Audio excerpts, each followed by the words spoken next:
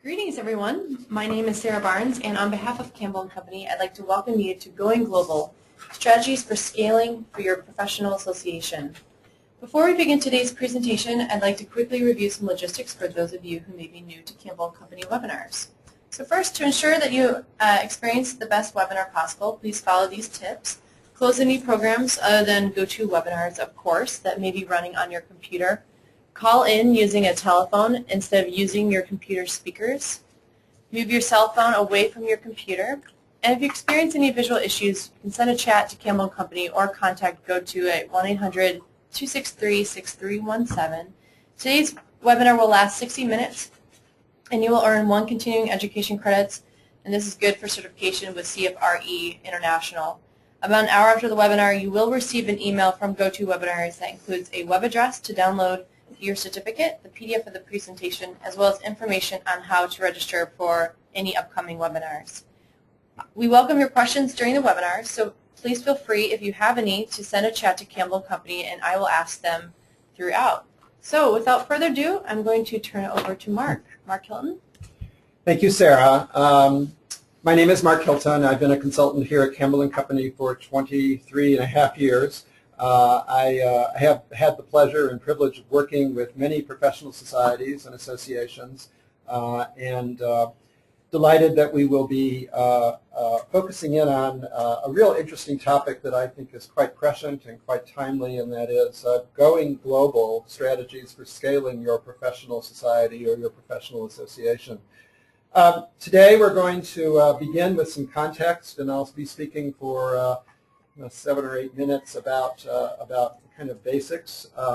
Then I want to introduce our 2 panelists, Jane Boyce, I'll introduce her in a few minutes, from SPE, the Society of Petroleum Engineers, and Marisa Rosso, who is with the Forensic Nurses, the International Association of Forensic Nurses.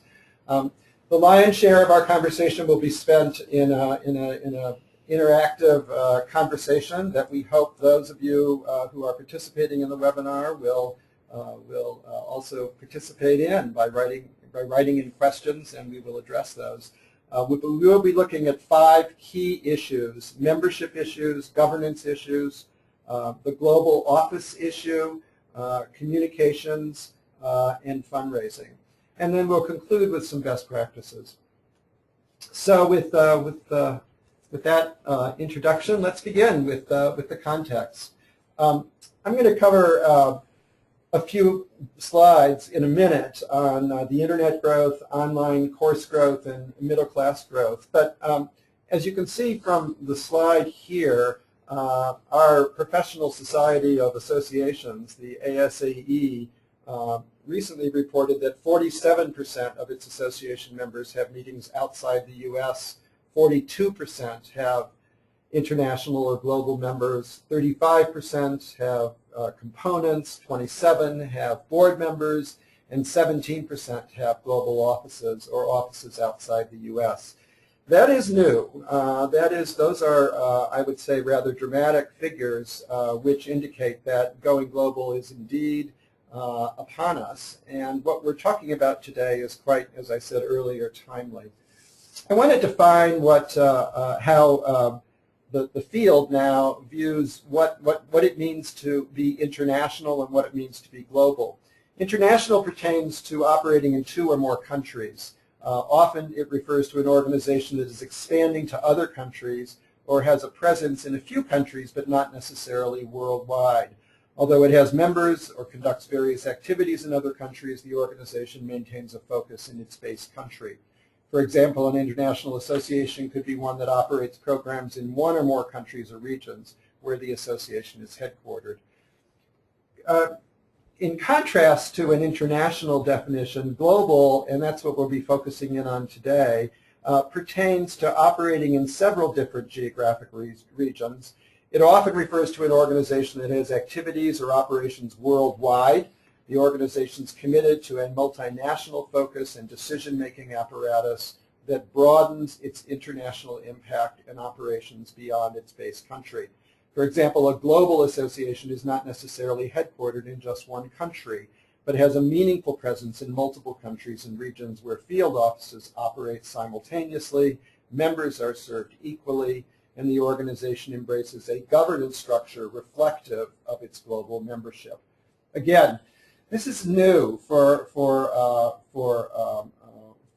our industry to really look at this in a more sophisticated way. Before we look at some additional data, I want to actually borrow at least a bit from Terence Barkin, another consultant whose study on global growth strategies helps us, again, focus on what it means to be a global professional society. And it is reflected in the definition I just read. A global professional society has a major presence around the world, almost on every continent, perhaps not Antarctica, but who knows with what's going on, maybe even Antarctica. The organization, a global organization, appears to its members to have a strong local, regional identity or presence, and it's not immediately obvious where the headquarters is located. A global organization maintains its core values and a body of knowledge that all members agree is vital to maintaining professional standards and integrity. And that body of knowledge is recognized and acknowledged broadly by its industry. Sometimes a global organization does get involved in accreditation and certification, and increasingly we're finding even those pathways are being globalized. People are looking at accreditation and certification on a global perspective, from a global perspective. The governance structure reflects a global footprint, which we'll talk about in a few minutes, and it takes into account how decisions will affect the entire membership, regardless of where they are located, and anticipates the need to respect the complexity of being a global organization.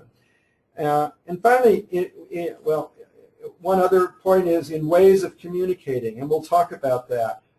They adhere to global standards, and we'll get more involved with communication and language in a minute.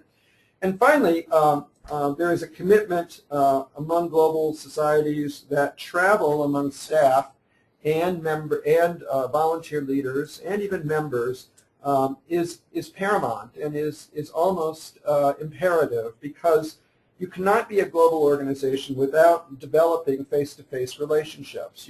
This is not a correspondence class. This is really going to your members wherever they might be, and making sure that they understand the benefits of membership and how to participate in your organization. So why do we think that this is important? Well, first off, the graph we're showing now shows you rather dramatically between the growth of the Internet. And Internet, the latest data that we have, which is I think about a year ago, shows that almost 2.5 billion people now have Internet access. And once you have Internet access, really the your desk becomes your global portal. And you can see that Asia is really quite advanced in having over 1 billion people with Internet access. No. So the next slide shows the dramatic growth of online education, which, as we know, education, continuing education, technical conferences are the heart and soul of professional societies. And you can see the growth, the dramatic growth of online courses, and this is just in the United States. And now almost a third of online enrollment accounts for a third of total enrollment in U.S. colleges and universities, which again is a dramatic change. And finally, the growth of the middle class. This is data provided to us by the World Bank, which projects that the middle class is about and has already taken off on a dramatic incline, so much so that over 4.5 billion people will be in that middle class sector by 2030. Many of those people will be professionals and will have credentials earned at colleges and universities, some of which will be obtained online. And all of those are are individuals who potentially could be members of professional societies. So with that context in mind and kind of the basics, I want to introduce our two speakers here, and then we'll begin our discussion on the major issues. First is Jane Boyce. Jane is the Director of Member Programs and Services for the Society of Petroleum Engineers. She's officed, I believe, right now in Richardson, Texas, which is a suburb of Dallas. Jane is responsible for membership activities, including membership development and retention, section and regional programs, and young member programs, technical professional activities, all the technical sections, the technical interest groups, the certification and awards, customer service, and the SPE Foundation. She's approaching her 25th year at SPE, and she joined in 1989 as manager of member services, and her bachelor degree is from the University of Oklahoma. I had the distinct privilege of working with Jane on the SPE Foundation's successful campaign now over a decade ago called Tomorrow's SPE, investing in SPE.org. And I can attest that Jane is one sharp membership director. Our second participant today is Marisa Rasso, who's the Membership and Communications Director for the International Association of Forensic Nurses. Marisa has more than 12 years of association experience in leadership, client member acquisition, retention, strategic planning, and prospect discovery. She's currently the Membership and Communications Director, as I just mentioned, for the forensic nurses.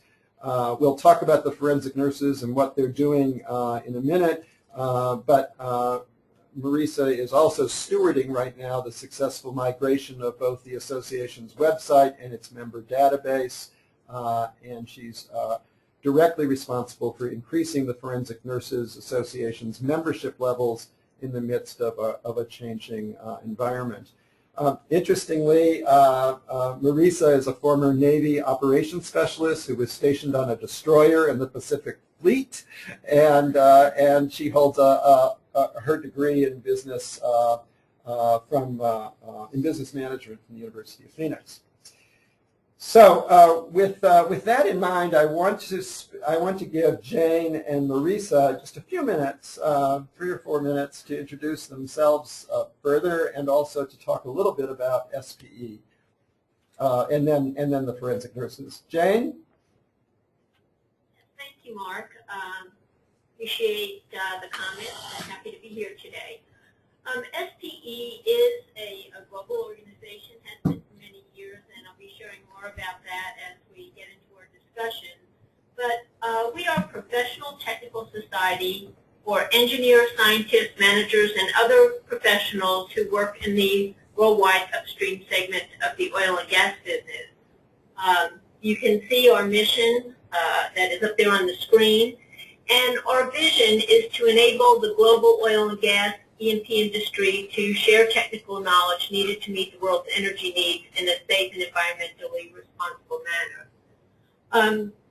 Our members literally are all over the world. As you can see, they live and work in 141 countries, and we have geographic sections and student chapters all over the world.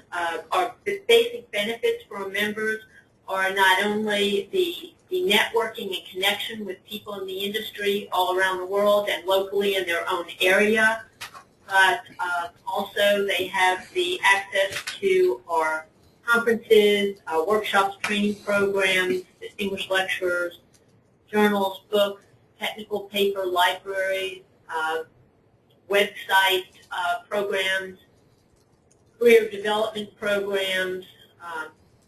They can be involved on committees and activities of the society. They also are involved in mentoring, raising funds for scholarships. So it's quite active with a lot of different areas of focus for members. We We actually had our first sections outside the U.S. probably as far back as the 50s. We had a number of sections in South America and the Middle East. So we've been doing this for a long time, and we'll talk a little bit more about the progression later on. But currently, we have about 43% of our professional members in the U.S. and about about 22% of our student members in the U.S.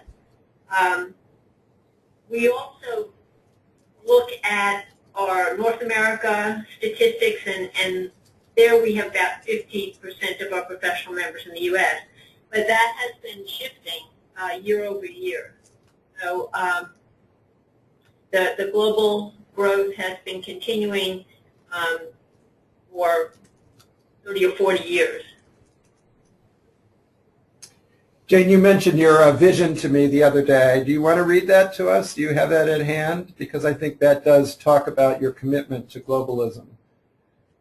Yeah, just to state that again, it's to enable the global oil and gas E&P industry to share technical knowledge needed to meet the world's energy needs in a safe and environmentally responsible manner. And I think the other comment just to make there regarding that is the industry we work with, the oil and gas industry, is such a global industry that if we're going to truly serve the industry, we have no choice but to be a global organization. Right. And to facilitate global technical knowledge exchange. Right. And that's our key mission. Absolutely.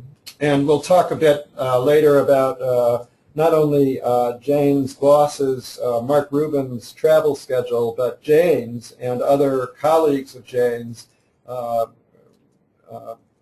keying off on that point of Terrence Barkin's, of the imperative for senior staff and volunteer leaders to travel and work globally. Thank you, Jane. Let me turn it over to Marisa at the Forensic Nurses Association. And Marisa, can you illuminate us and share with us some of your organization's facts? Oh, with pleasure, Mark. I appreciate the introduction. So I'm here to be the voice for the smaller associations out there. We began this journey back in 1993, but really honed into our international efforts back in 2007. And it was with a staff of 6 full-time employees. So we're considered quite small. Let me just give you a little bit of background. The International Association of Forensic Nurses, or as we call ourselves, simply Forensic Nurses, we can be considered a secondary association for intents and purposes.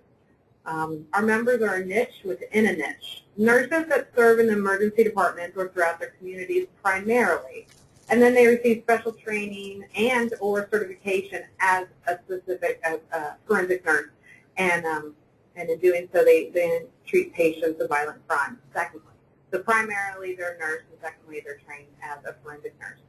So in most cases, they would join the American Nurses Association or the Emergency Nurses Association. So we've been working. There are currently 3.1 million nurses in the U.S. alone, and we have about 3,000 of them. But our members are sought out by the public, policymakers, media, governments, and worldwide healthcare systems for their expertise and knowledge. The association defines and advances the global research agenda to enhance nursing's evidence-based response to the needs of forensic populations. There's regulatory bodies and certifying agencies that look to forensic nurses for guidance. So we serve as a global network for forensic nurses, the exchange of ideas, to serve as mentors and to enhance the practice. Mm-hmm. So that's a brief background on us. Mm-hmm. Our vision is will be universally recognized as the essential component of healthcare's response to violence and trauma. So there is a global response there, and what that response would look like, depending on the location, is what we're diving into. Mm-hmm. Good.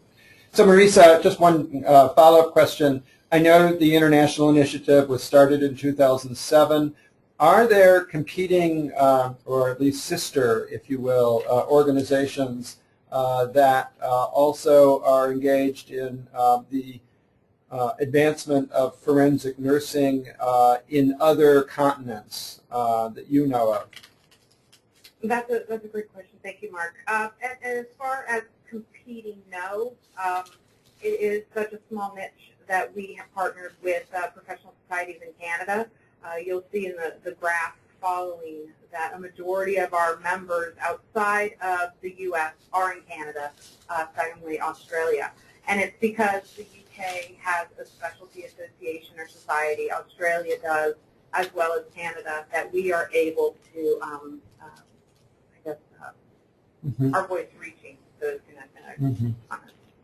That's interesting. And when we talk with Jane in just a minute here about membership, we will learn that SVE has negotiated a merger with another country's petroleum engineering association. Well, that's a good introduction. We've spent a little bit of time on that. Let's move into our issues. The first issue is membership, and we think that this is obviously critical to our listeners who are trying to learn about going global, and certainly of interest to anyone who is involved in professional societies. The heart and soul of what we do is to serve our members. We serve at their beck and call and at their pleasure. And if we don't deliver on our benefits, and if we don't keep one step ahead of them in providing them with up-to-date benefits, they will no longer renew. So I'm going to put this slide up, and then I'm going to come back to it in 1 minute. But I just want to read it here. We're going to talk about the broad issues of benefits of expanding membership globally. We do want to delve into some details about dues and customization in acquiring members and maintaining, renewing members. We want to touch on generational trends, the millennials, the Xers and Yers, and are they joining professional societies, both here in North America as well as in other continents, and some of the geographic nuances and differences that maybe we can bring to light in our conversation. But before getting into the conversation, let me turn to a slide here. And Marisa, can you explain this slide to us briefly? I sure can. When we initially worked with a consultant back in 2007, our international committee worked to send out surveys to the existing membership at that time. And then again, we followed that up just recently to see how well we've increased. Again, not competing with Canada's specialty group or Australia's specialty group, not reinventing the wheel, but in working with these countries. And also, as an aside, we have grants with the Department of Justice, with USAID, and we are able to get out to Africa. We just sent a couple nurses to Swaziland to teach the proper care and treatment of sexual assault. And in doing so, we have gained membership in Africa, in the Middle East, in Europe, by going out there, bringing awareness back. So you can see the increase here between the last 5-6 years. And it is, for us, about 15% of our membership outside of the U.S. Great. And you have a total of about 3,000 members now. That's correct. Okay. We're just about 3,000. Okay, so about 450 are outside the U.S. then. That's correct. Okay, good. Great. So let's turn to the other end of the spectrum. Jane, you have 2 slides here that we'd like you to at least comment on for a few minutes. Right. Well, as you can see, we're showing a little longer-term look back to 1981 to just give you an idea of the progression of U.S. and non-U.S. members. And this has been a long-term effort over many years. This does not happen overnight. You have to increase your visibility in different areas of the world. You have to have services and programs available and identify champions work with companies in many cases, although our members are individual professionals, to make this kind of progress. So it is a long-term commitment. It was a long-term commitment on the part of SPE. It's very interesting that our student membership growth has primarily come from outside the U.S. And part of the reason is where the industry is continuing to grow and where the industry is very strong, where the reserves are around the world. So what you're seeing now is actually showing a combination of professional members and student members. And roughly there are, when you combine the two groups, there are about 38% U.S., 62% non-U.S. Of course, as I said earlier, that when you look at professional members only, it's more along the lines of 43% professional members in the U.S. and 50% in North America. Should we go to the next slide, Jane? Yes. This slide just shows dating back to 2000 to give you again a view of what our membership numbers look like and to bring us to today where we have over 110,000 members around the world. So you can see the progress here.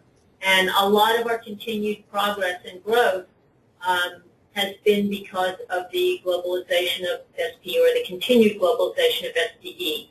We do have a very strong membership still in the U.S. where we originated, but our membership has continued to evolve and grow over the years, as you can see. So, Jane, SPE evolved out of the American Institute of Mining Engineers, which then spawned the Society of Mining, Minerals and Exploration, the coal miners and the gold and silver miners. It also spawned the exploration geophysicists, the petroleum geologists, I believe, and there was one other organization. They all still have, many of them, well, the Society of Exploration and Geophysicists, I guess they no longer have the term American in their title. Going back to your origins, did you start, when SPE started, did you have the term America in your title? No, we did not. Actually, as you said, AIME was, I think, founded in the 1870s and created a oil and gas committee in about 1913. And then officially, we were founded as SPE, Society of Petroleum Engineers, in 1957. AIME basically has several member organizations, but right now we actually then over the years all separately incorporated, and AIME just still stays in place, holding some funds for various programs that are available to some of these societies. But I wonder if I wonder if SPE was conscious back in 1957 that they would be now some 60 years, 65 years later, so international and so global. Do you think that there were some prescient people back then that said this is a global industry? I don't think that it was as prevalent on their minds at the time, although because of the nature of this industry, people who work in this industry live in many places around the world. So there were quite a number of expats from the U.S. living in Middle East and South America in the 50s when SP was founded. And in many cases, some of our sections overseas started by people from the U.S. who were living in other countries, working in other countries, talking about SPE and building interest in SPE. We began to gain membership from nationals from those countries to the point where there were enough people to establish a section. And then once you have a presence in an area, you can build from there. So I think that, of course, there was the recognition that the oil and gas industry was global and that there was value to having global membership. But it was a slow process and a process that built over time. But it's interesting about the name that you mentioned, because there have been discussions among our board members over the years, on and off, about whether or not, as we were going more international or global, at the time we were calling it more international, whether or not we should add the word international to SP's name. And it felt that Society of Petroleum Engineers spoke for itself, that there was nothing that the membership in the name as it stood. Interesting, interesting. Yeah, good. Well, let's delve into these issues now, the broad issues and the benefits of expanding membership. I guess I want to switch back to Marisa here. Marisa, again, you're at the other end of the spectrum, having about 3,000 members, but you are consciously, in your volunteer leadership and your colleagues are consciously wrestling with this whole issue of going global. Can you comment a bit on your experience at Forensic Nurses with strategies like dues, like benefits that you're offering, moving forward with trying to recruit members internationally or globally? Oh, with pleasure. So when I came on board and attending some ASCE conferences and other industry conferences, I've heard the term freemium being thrown around. And when I looked into it further, I saw that it was a way to, I guess, entice the X generation and the Y generation onto or into coming on board and joining an association, a professional association, and finding value at that. The value between, or the value seen between baby boomers and Gen Y and Gen X was quite significant in difference. So I wanted to see what we could offer them. Majority of the nurses, as you know, is the oldest profession. So they are baby boomers, and we wanted to attract the younger generation. I sought out and partnered with the National Student Nurses Association. They have over, I believe, 30,000 members, and offered their members a free year of membership with us. The idea being that they can come in, they can bring their liveliness, and then our baby boomers can mentor these mentees and bring them in, show them that the networking and the value. We have online communities which really draw them in. It's I'd say next generation listserv, very interactive, libraries, everything's online and everything's 24/7, which provides the instant gratification that a lot of the younger generation is looking for. So in doing so, we've been very successful. Our student membership and then our NSNA membership, we have two different types of membership there. They are steady and growing. We reach out to them, we go to their conferences and vice versa. So it really is about, yeah, please go ahead. Tell us about dues a bit and your experiment with looking at a different due structure for those who lived outside the U.S. Sure. We have a tiered global membership.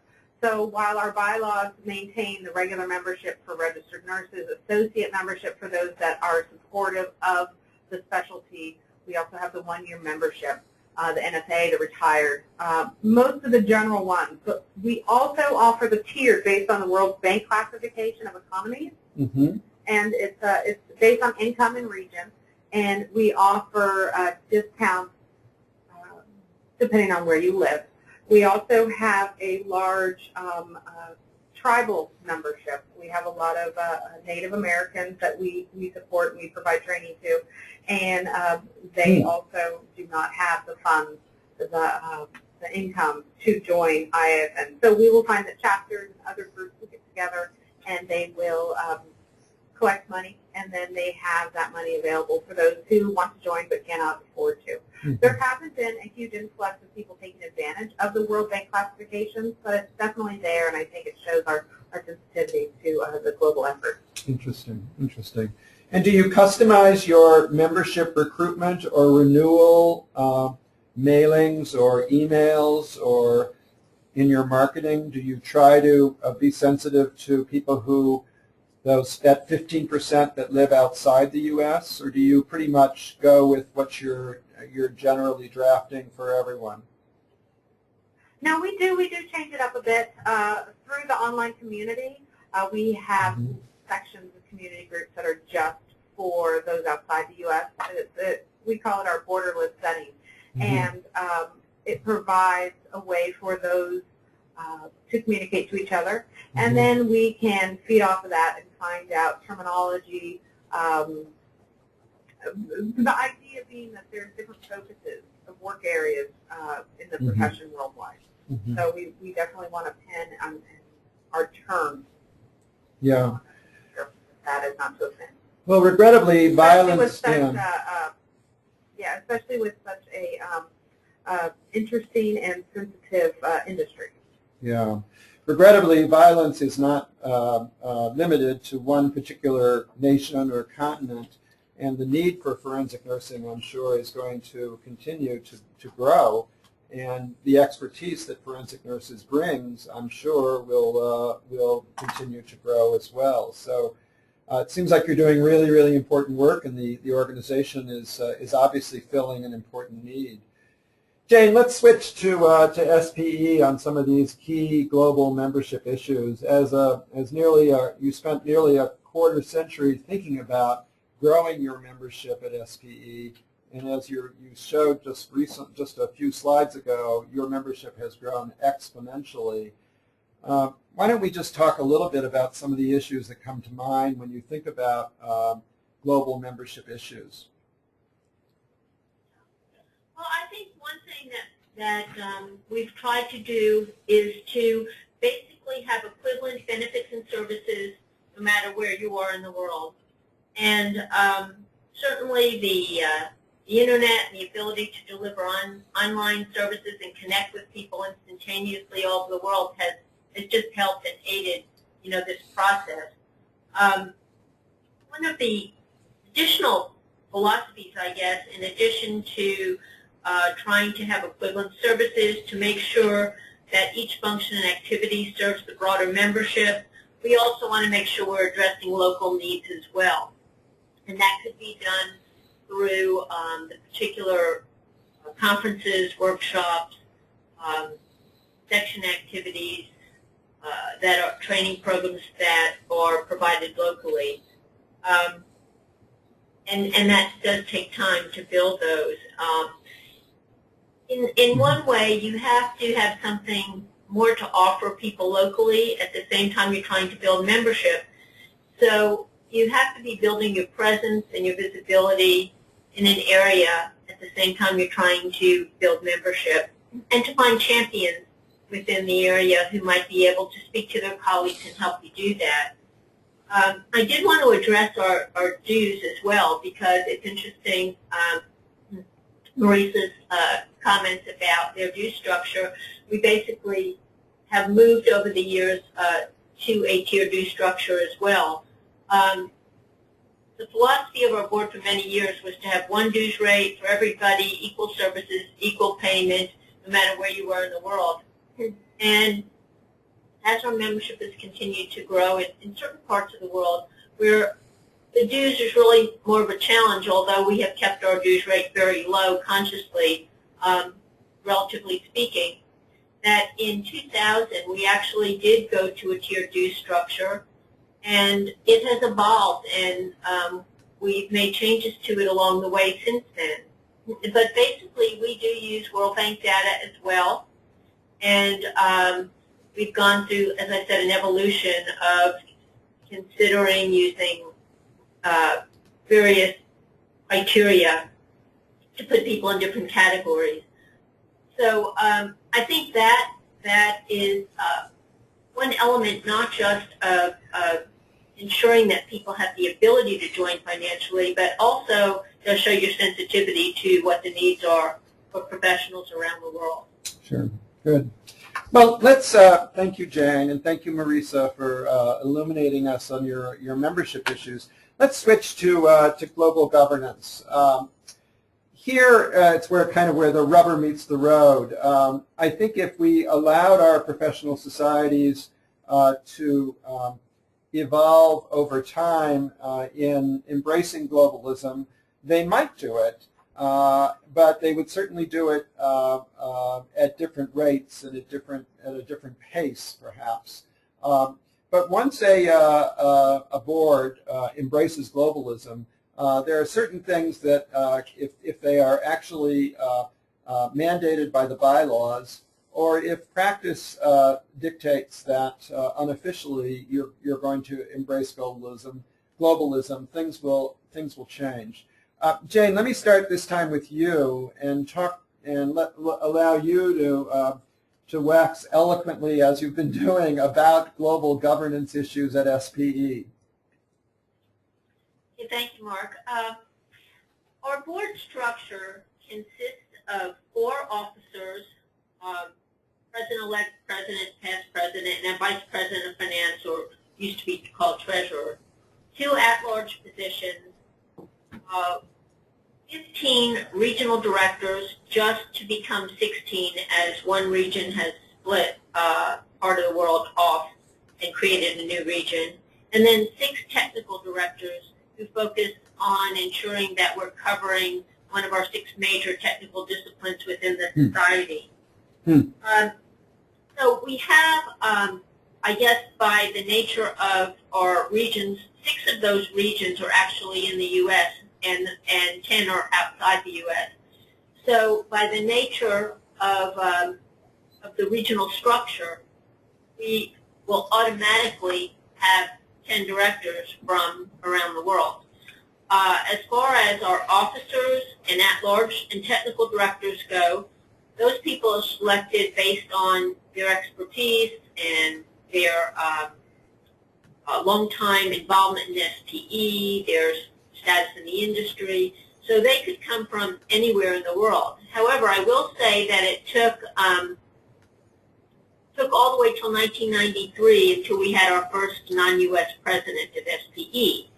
And there's no, our structure that I just explained is written in the bylaws, but there's nothing in the bylaws that specifically talks about on these other positions where they have to come from. They can come from anywhere. By practice, over the years, since 1993, it's become sort of a practice to alternate presidents, U.S., non-U.S., although that's not mandated anywhere as well. And do those presidents serve just 1 year, Jane? Yes, they serve 1 year, and of course they have their elect year and their past year, but they serve 1 year as president. Right. The all of our board members serve 3-year terms, except when you're in an officer position. And in essence, our vice president of finance serves 3 years, and the president, in essence, is serving 3 years in their presidential rotation. Got it. And a third of our board rotates off each year, so it allows for continuity within, the governance of the organization. One thing that those at-large positions can be used for, and it has been a few times, if there's an area of the world where you're trying to grow your membership, and in our case, it's been done in Russia and China, where the industry is, continuing to grow radically. There have been times strategically that someone has been brought in to the board from those locations in one of the at-large positions, and those positions can be used, for that purpose. Sure. Or we had technical directors on our board, which came into play about 10 years ago, to bring people in from certain disciplines or technical areas. The other thing I do want to mention that it's not exactly governance, but it is structural for SPE. In 2004, we totally revamped our business structure, and it was centered around the establishment of what's called the SPE Stichting, which is headquartered at the Netherlands. and I don't want to get too far off into this because I know that we have a segment where we're going to talk about other offices, but I'll talk a little bit more about the structural aspects related to that when we get to that topic. Okay. So Marisa, I know even though you were just founded in 1993, you now have an international president, or a president who comes from outside the U.S. Tell us a little bit about governance at the Forensic Nurses Association. Thanks, Mark. Back in '07, when we did our initial international initiative, there's a mouthful, our board approved a bylaws change that required at least one board member to live outside the U.S. And the incoming this year is from Canada, so we're pretty excited about that. Our board, the bylaws, their terms, it's pretty standard. We have 11 officers and directors. No officer or director who has served more than 3 consecutive terms can be eligible for re-election until 1 year's passed. And then the president-elect, just as Jane said, with the incoming, the current, and then the immediate past president year, there's for 3 terms. And then our secretary and treasurer, we ask that they serve at least terms of 2 years. Mm-hmm. So we have that. In addition, as I was speaking earlier about our International Advisory Committee, we have 46 members on it, with over 55% of them coming from outside of North America: Israel, Kenya, Japan, Portugal, and Bermuda. So in addition to Canada, we definitely have a reach as well. Great. And please. No, that's it. What were you going to say, Marisa? Well, I was going to say that we can consider the International Advisory Committee an extension of the board, Sure. or support of the board, and one of their many goals is to advise the board regarding pertinent international forensic issues. So everybody does their part around here because we are so small. Well, we want to thank you, Marisa. We want to scoot through the last 3 issues because we want to leave some time for kind of broad discussion here. The next issue is the global office and the whole concept of a central headquarters. When we talked about the context of this issue, we said that perhaps emphasizing your headquarters is not in your interest if you're a global organization. And these other issues, the annual meeting, the global offices, and global travel. Rebecca, just advance the next slide here. This is an interesting slide because it shows the progression of global offices in SPE. Jane, do you want to just walk us through this, and then we can go back to some of these other issues about headquarters and annual meeting, location, et cetera? Okay, thank you, Mark. Our original headquarters office is in the Dallas area. The largest number of our staff actually are in this office. We also have an office in Houston.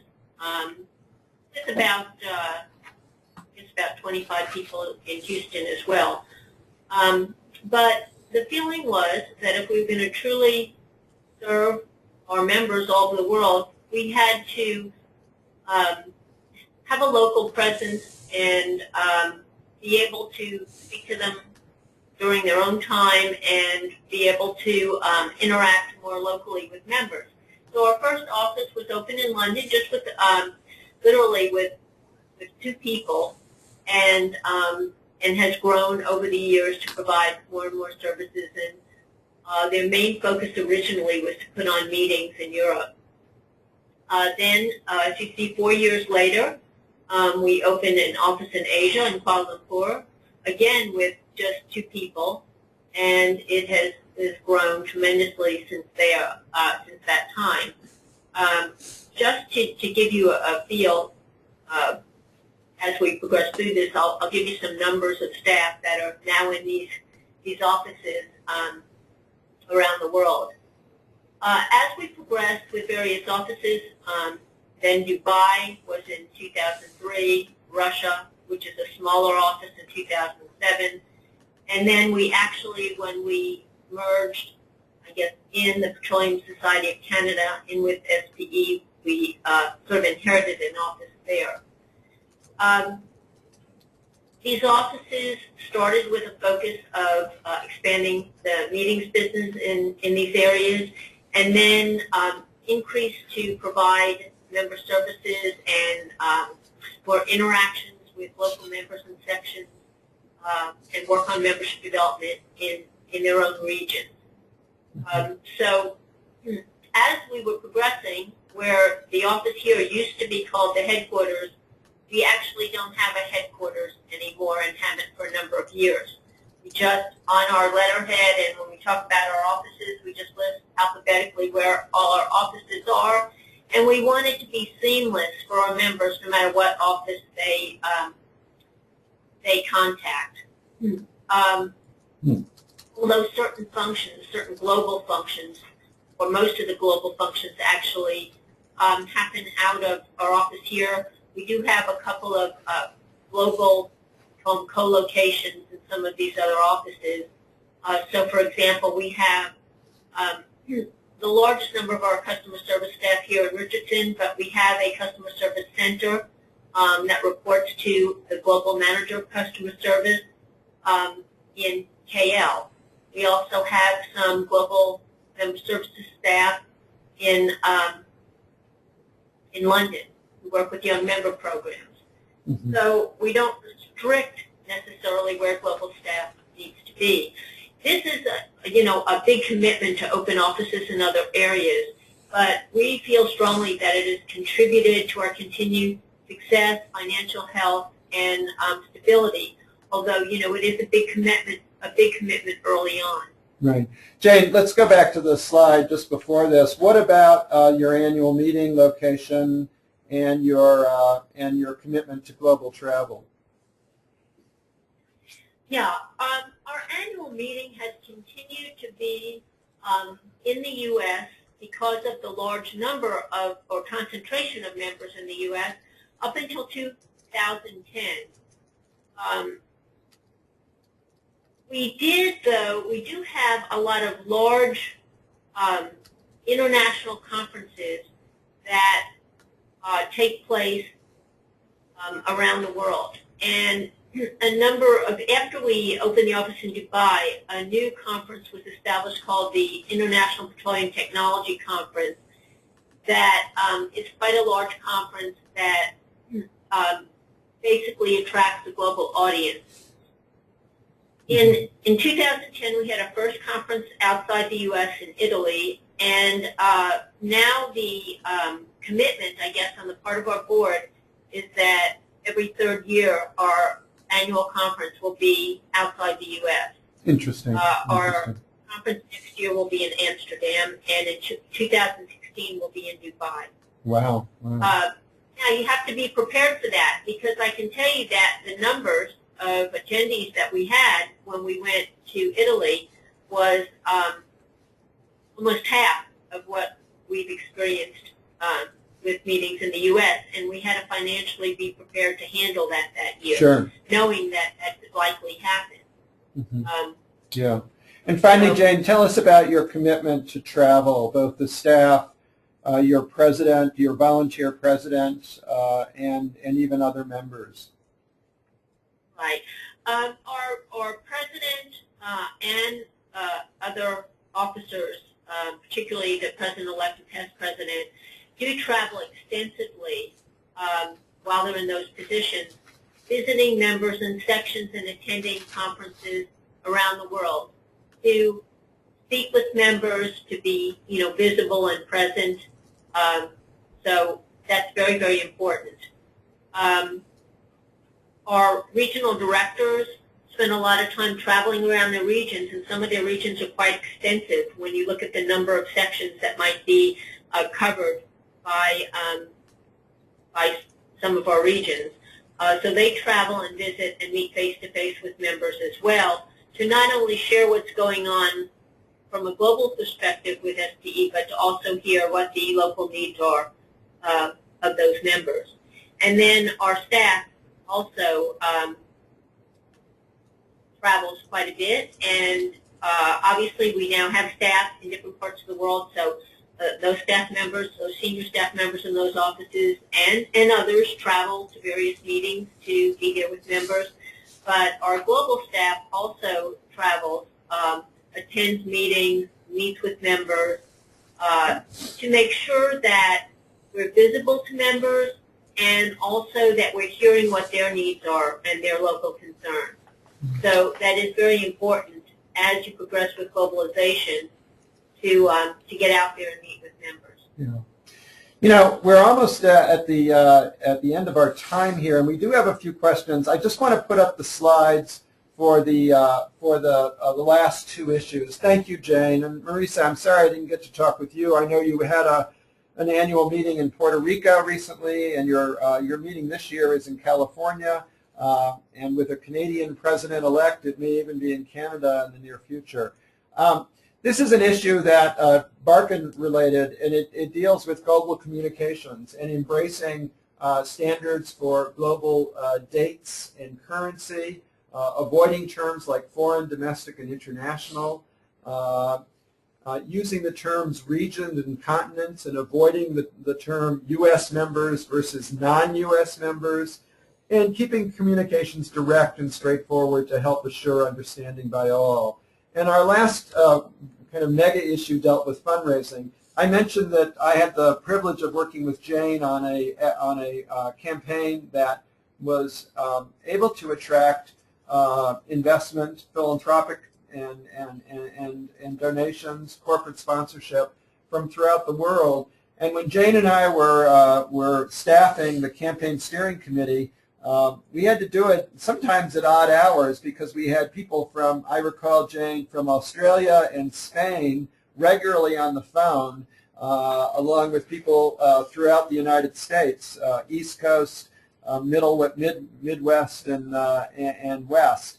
So there is this this notion that fundraising can be globalized as well. Just a few points here is that we talked about the exponential growth of the middle class and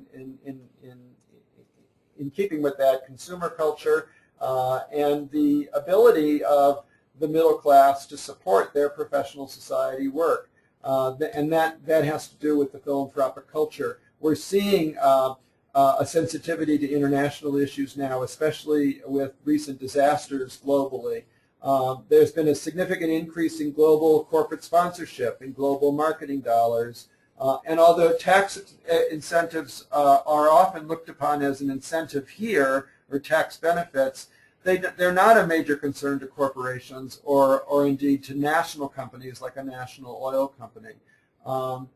And so we also feel that professional societies can continue to learn much from other nonprofits about philanthropic marketing. But let me turn to Sarah and see if there's some questions that our group can deal with. Sure. This is regarding board members and how to convince board members that going international is valuable. What are some tips and tools that you might suggest? Jane or Marisa, do either of you want to handle that? How can you convince your board that going global is in their best interest, or in the professional society's best interest? Jane? Well, we've partnered, this is Marisa. Marisa, we've partnered with other forensic nursing societies, as I mentioned before, Canada as well as the UK. And when talking with our board, we identified the difference of focus of work areas within the profession worldwide. For example, the U.S. is more focused on correctional, mental health, psychiatric, forensic nursing. Or excuse me, that's outside the U.S. We have the correctional, and we have the mental health and psychiatric nursing. And then within the U.S., we are focused on sexual assault and interpersonal violence. So we showed that if we wanted to have that global awareness and be, as our vision said, the leader of forensic nurses or nursing, we needed to embrace our sister societies, if you will, and to make a bigger stand. Jane, did you get any pushback from the SBE board when you decided to do your meeting in Italy? I think there was a lot of discussion, and it took a couple of years to come to agreement because there was concern not to disenfranchise the U.S. members, who were a big chunk of our members, but also, the financial impact, to be ready for the financial impact. But I Sure. think our board, realized that this was, necessary if we were not going to appear to be U.S.-centric and to truly be global. Any other questions that have been posed? Yep, we have a really good one here. What legal, governmental, and financial regulations need to be considered when moving to a global initiative? Say that again. What legal, governmental, and financial regulations need to be considered when moving to a global initiative? My panel experts, are there legal issues globally that you need to confront when you, perhaps when you opened the office, Jane, in Dubai? Did you face any legal hurdles or governmental hurdles that you needed to address? Well, it did take quite a process. You have to go through a process to we actually created legal entities in those areas, and we did get some of the companies and longtime members in the area to help us with that process. So I would recommend tapping into your members that you do have there, or maybe perhaps some members who have lived in an area you're trying to go to. But there are legal requirements that you have to follow that are different from area to area. And in some cases, the most challenging one was in Russia. So we finally took 2 years to be able to get approval for that entity there and have that office there. Interesting. As far as laws, we have to follow the HR laws for our staff in those offices. So, and they are different from place to place. So yes, you do have to deal with the legal and HR issues and governmental issues in each place that you might operate. Very interesting. Well, we could go back to some best practices just very briefly to conclude our webinar this afternoon. First off, I think we need to all acknowledge that the global growth of the middle class and professional class is upon us. And if our professional societies are to continue to serve its members, it should do it on a global basis. Second, and although we didn't get into this, but we need to analyze the ROI regarding global membership. For a smaller organization like the Forensic Nurses, how much money do they need to devote to going global, and is it worth it? And when do you reach that, as I'll tip my hat to Malcolm Gladwell, that tipping point where you realize, you know what, it's really in our interest to devote more resources to attracting global members than just focusing on a local or a regional or a national constituency. I think all of us would acknowledge that technologies have impacted not only professions generally, but have really impacted professional societies through online communication, online registration, online membership directories. We know that one of the great benefits of joining a professional society is that informal networking opportunity. And online chat rooms and online technical services programs have built upon using technology the ability to network. And I think finally a best practice, or at least a recap, is that embracing globalism is really a strength and an opportunity for our professional societies. And when we do our typical SWOT analysis, I would hope that each of you would speak up and say, we need to embrace globalism if we are going to continue to serve our members. It's not a weakness to embrace global members, and it's certainly not a threat to respond positively to global opportunities. I want to sincerely thank Marisa Rasso from the International Association of Forensic Nurses and Jane Boyce from the Society of Petroleum Engineers. It's been a quick hour for us. It just zoomed by. And let me turn it back to Sarah. Sure. Thanks, Mark. And thank you to everyone who joined us today. And if you enjoyed today's webinar, be sure to sign up for our next one, which is November 7th. That's actually on a Thursday. That's 12 to 1:30 p.m. Central Time. And that is from fuzzy to sticky, creating a compelling case statement for your hospital. So without further ado, thank you so much to everybody, and have a great day. Thanks so much. Bye-bye.